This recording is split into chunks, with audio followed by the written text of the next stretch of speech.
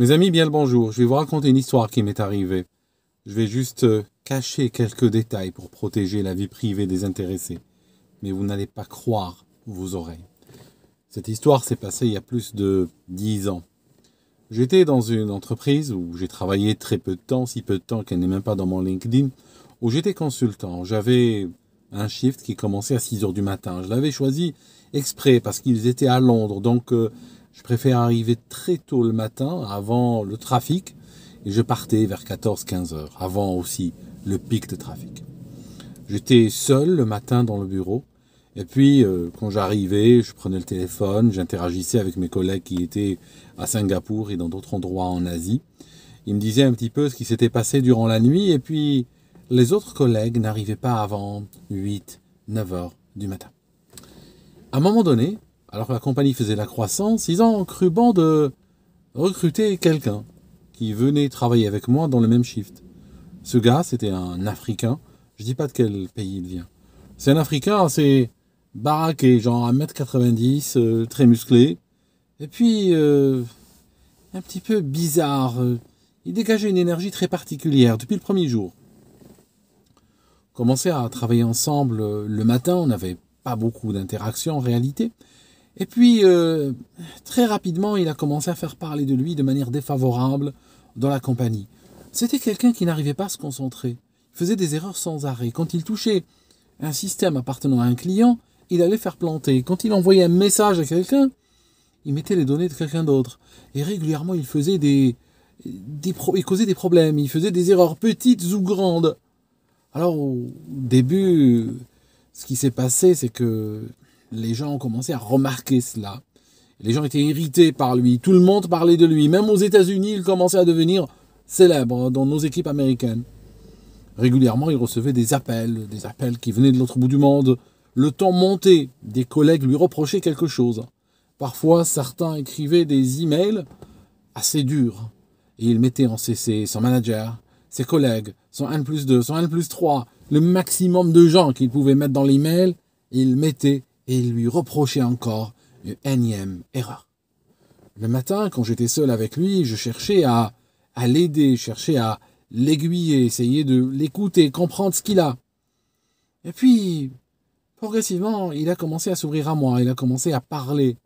Il venait d'un pays qui était frappé par une guerre civile particulièrement atroce. Il était parti de ce pays-là, mais son cœur y était encore.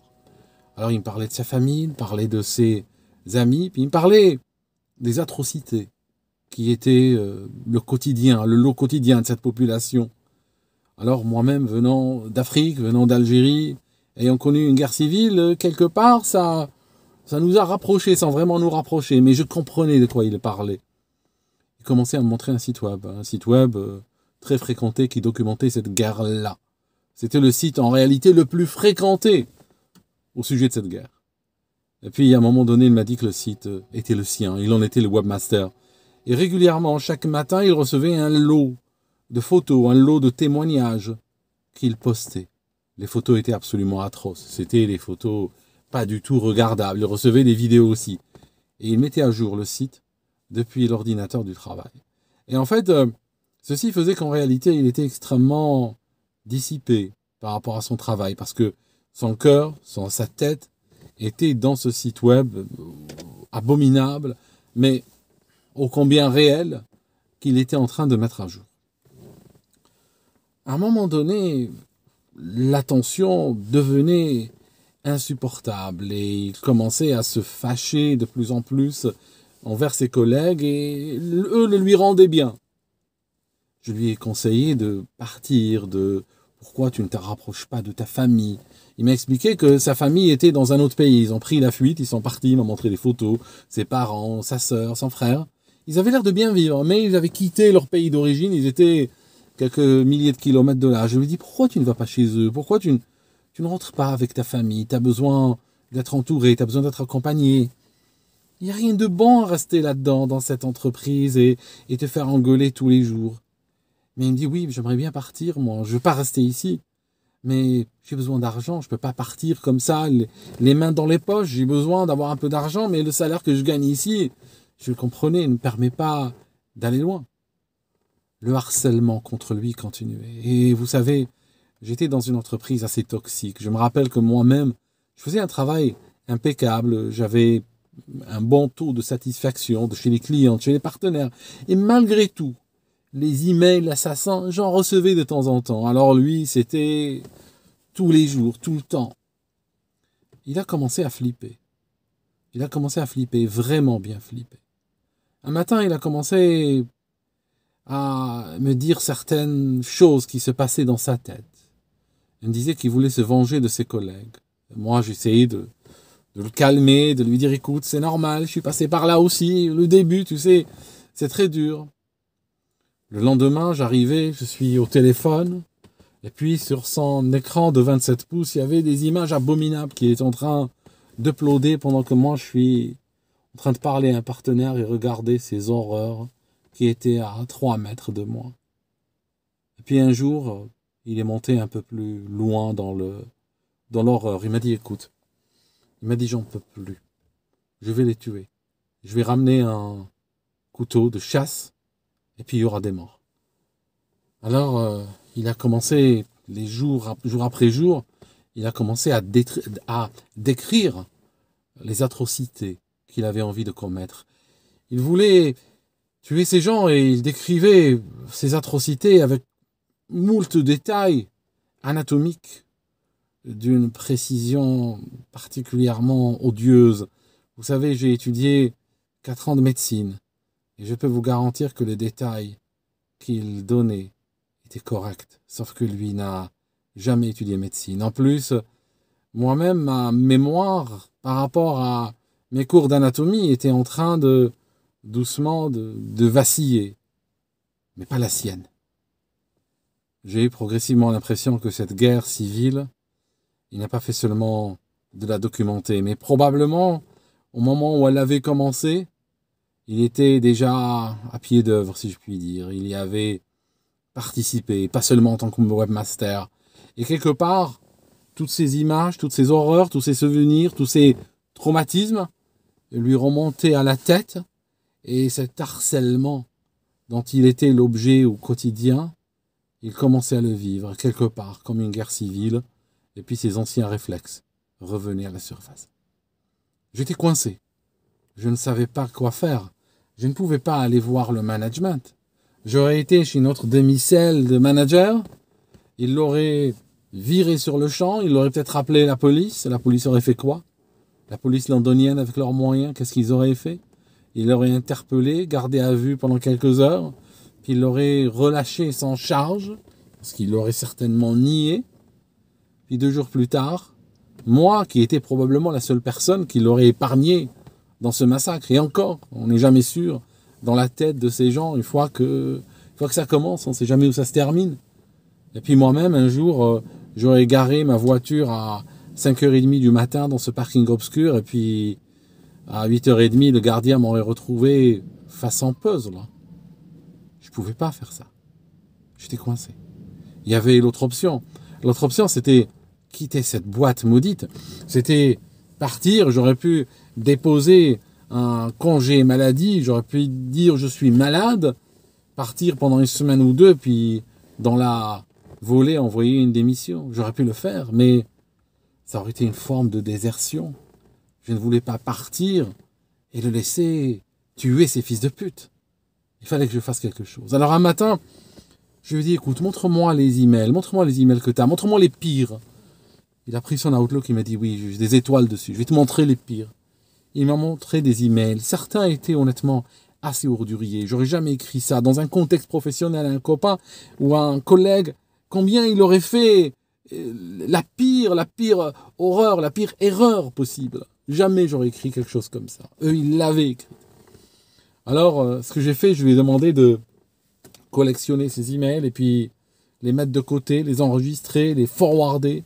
Et puis à un moment donné, je lui ai suggéré de contacter les ressources humaines et se plaindre de discrimination et de harcèlement. Je lui ai dit que, vu tout ce que tu as subi, tu as un cas, tu as un dossier pour ça. Et en fait, un matin, je l'ai aidé. Il a écrit un email à la responsable des ressources humaines. J'ai lu l'email, il avait bien écrit, il a écrit à 90% tout seul. J'ai juste aidé un petit peu à souligner certains points. il a cliqué pour l'envoyer. Il l'a envoyé vers 7 heures du matin. Je peux vous dire qu'en début d'après-midi, la responsable des ressources humaines, qui était dans un autre pays, parce que nous étions à Londres, et elle opérait, elle officiait, je crois, depuis l'Espagne, ou je ne sais plus quel pays, parce qu'elle dirigeait les ressources humaines pour plusieurs branches de l'entreprise. Eh bien, quand elle a reçu l'email le matin, elle est arrivée au bureau, elle a vu l'email, elle lui a dit « j'arrive », et elle a sauté dans un avion. Elle est arrivée à Heathrow, elle a sauté dans un taxi, puis elle est venue au bureau avec son sac et son portable et son air paniqué. À 1 heure, elle était là. Alors, elle a envoyé gentiment à la maison, lui disant « écoute, t'inquiète pas, rentre à la maison, on te paye et tout, on va juste investiguer. » Alors, elle a commencé à investiguer. Elle nous a réunis en groupe, ses collègues, et puis elle nous a réunis aussi un par un. Elle a commencé à nous poser des questions. Est-ce qu'il était harcelé? Est-ce qu'il était discriminé? Par qui? Qui a fait ça? Comment? Elle commençait à demander des détails. Alors, sa façon de mener l'entretien, j'ai senti qu'elle voulait disculper la compagnie. Parce qu'il faut savoir une chose, quand il y a des histoires de harcèlement et de discrimination, les ressources humaines cherchent à protéger d'abord la réputation de l'entreprise et puis cherchent à protéger la hiérarchie. Parce que c'est très mal en réalité. Parce que ça peut aller devant les médias, ça peut finir dans les réseaux sociaux, ça peut finir devant le tribunal, ça peut donner lieu à des dommages et intérêts. Aussi pour la carrière des managers et tout ça, comment ça se fait que sous vos yeux, il y avait du harcèlement, de la discrimination. Vous étiez en CC dans les emails et vous n'avez rien vu, vous n'avez rien fait. Donc c'est vrai que pour tout le monde, c'était une situation extrêmement embarrassante. La nana des ressources humaines, ce qu'elle voulait faire dans l'idéal, c'était en réalité rejeter sa plainte et le virer. Parce que de toute manière, j'ai cru comprendre qu'il était en bonne voie de se faire virer. Il y avait déjà un dossier qui était en train d'être constitué sur lui. Et puis de toute manière, il allait être viré incessamment sous peu. Donc, elle, ce qu'elle voulait, elle voulait se débarrasser de la plainte et se débarrasser de lui. Donc elle commençait à nous pousser à dire que c'est pas vrai ce qu'il raconte. Et les collègues ont mordu là-dedans. Alors ils ont commencé à dire oui, c'est vrai, bon, il faisait du travail merdique, nous on n'a rien fait, si c'était lui qu'on critiquait tout le temps, c'est parce que c'était lui qui ramenait tout le temps les pires erreurs sans cesse. Et puis, quand c'est arrivé sur moi pour répondre aux questions de la responsable des HR, que ce soit en privé ou en groupe, je l'ai défendu, lui. J'avais mes raisons pour le défendre. Je l'ai défendu. Je dis non. Ce qu'il a subi, c'est la discrimination. Oui, des fois, il a fait des erreurs. Mais parfois, si je regarde la proportion, si je regarde l'agressivité qu'il recevait en retour de ses erreurs, j'ai fait des erreurs similaires, mais lui recevait des réponses ou des répliques en puissance 10. Et que chaque fois, lui chercher la petite bête, que parfois il y a des erreurs que nous faisons tous, ou des oublis, ou des omissions qui sont monnaie courante dans la compagnie, mais quand c'est lui qui le fait, eh bien il avait tout le monde sur le dos. Donc j'ai commencé à le défendre. Et elle n'était pas très contente, ni mes collègues, ni la hiérarchie, parce qu'ils auraient voulu que je les soutienne quelque part. Mais moi je ne voulais surtout pas. Parce que s'il l'avait viré, imaginons qu'il l'avait viré juste comme ça, en disant les casse-toi, tu racontes n'importe quoi, au revoir.